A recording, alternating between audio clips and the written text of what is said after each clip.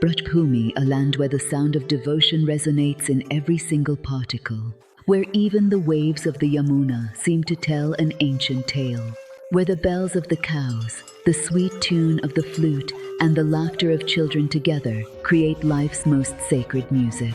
Our series is dedicated to the wonderful stories of this divine land.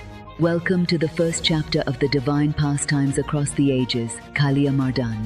This is not just a story.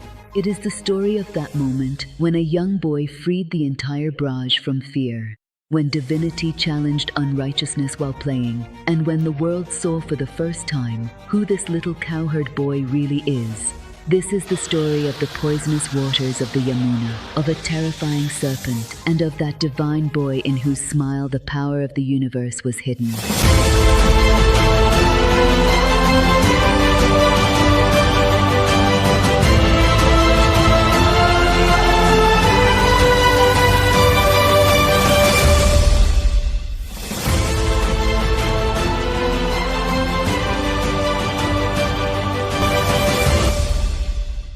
Vrindavan was extremely beautiful and peaceful at that time. Lush green forests, fragrant flowers, and the clean water of the Yamuna made this land like heaven. The cowherd boys would go to the forest every day to graze the cows, play, laugh, and get into new mischief with Krishna.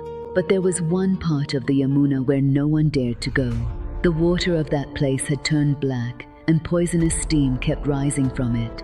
Sometimes such a strong stench came from there that even the leaves of the trees standing far away would wither. Even the birds flying over that place would suddenly fall and die, because Kaliya the serpent lived there. According to Srimad Bhagavata Mahapurana and Harivamsa Purana, Kaliya was an extremely powerful serpent. He had many huge hoods, and terrifying poison came out of each hood. Just by his presence, the water and air would become toxic. Actually, Kaliya used to live on Ramanaka Island before, but the fear of Lord Garuda haunted him there. He fought Garuda many times, but every time he had to retreat.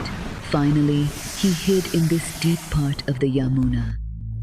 This place on the Yamuna was safe because once a great sage had cursed Garuda here, that if he came here, he would be destroyed. Because of this, Garuda did not come there, and this became the safest place for Kaliya. But the price of that safety was being paid by the entire land of Braj. Gradually, that part of the Yamuna became a pool of death. The animals and birds nearby started dying. Out of fear, people had even stopped going in that direction. One day, while playing, the cowherd boys reached that same direction. It was the middle of the afternoon. The sun's heat was rising, and everyone was feeling thirsty. They saw the waters of the Yamuna in the distance and ran toward it. They were unaware that those very waters were filled with poison. As soon as they drank the water, within moments their bodies began to tremble, their eyes rolled back, and they fell to the ground one by one. Seeing this sight, Krishna immediately understood that this was no ordinary water. Krishna looked toward his friends with his compassionate eyes. With just his touch and divine gaze, all the cowherd boys came back to life. Krishna smiled and said, "Dread and fear exist only in the mind. With courage and understanding, no crisis is too great. Come, I will take control of this." Krishna looked toward the Yamuna, where the serpent Kaliya lay hidden beneath the water with his massive body. A resolve arose in Krishna's mind that this fear must come to an end today. He slowly moved toward the Kadamba tree that stood on the banks of the Yamuna. The cowherd boys tried to stop him and shouted, "Krishna, don't go there!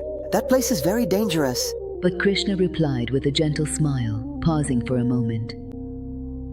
"Brother, with courage and understanding, any poison can be purified. Watch and learn." He climbed the tree and then, in an instant, leapt from the height, straight into the waters of the Yamuna. As soon as Krishna entered the water, massive waves began to rise in the Yamuna. The water began to boil, and poisonous vapors spread in all directions. Just then, the serpent Kaliya appeared from beneath the water. A massive body, black shimmering hoods, and fierce anger in his eyes.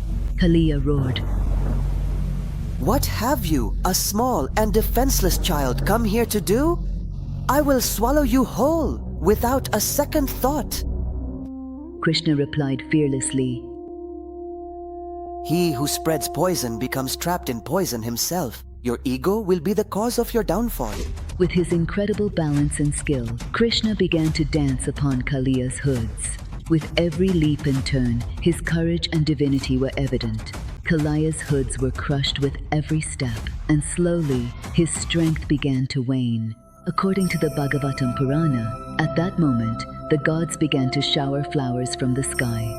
The Gandharvas began to sing music, and the Apsaras watched that divine dance in awe. Just then, a very poignant scene unfolded.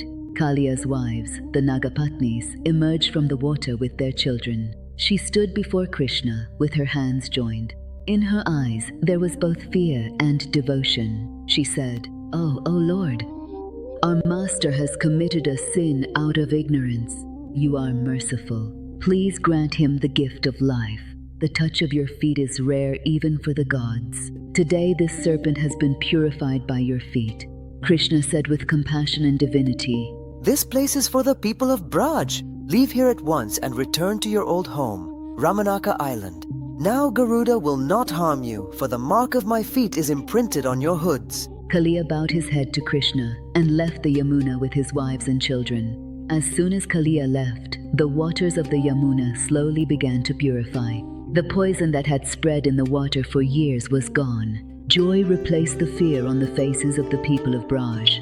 Mother Yashoda ran and hugged Krishna and said, "My Kanha, you are truly the light of this world."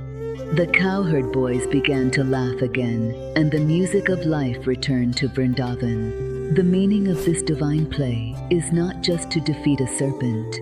Kaliya is actually a symbol of the poison that lives within humans: ego, anger, and malice. When these poisons fill the mind, life becomes toxic like that Yamuna, and Krishna is that divine consciousness that eliminates that poison. When a person gives Krishna a place in their life, the Kaliya within also becomes calm. This is why this divine play is not just an ancient tale, it is true in every age. And if you like this story and want to see the next chapters of the divine plays of the ages, then subscribe now, press the bell icon, and don't forget to like and share this video so you can see every new play first. This was the first chapter of the divine plays of the ages, Kaliya Mardan.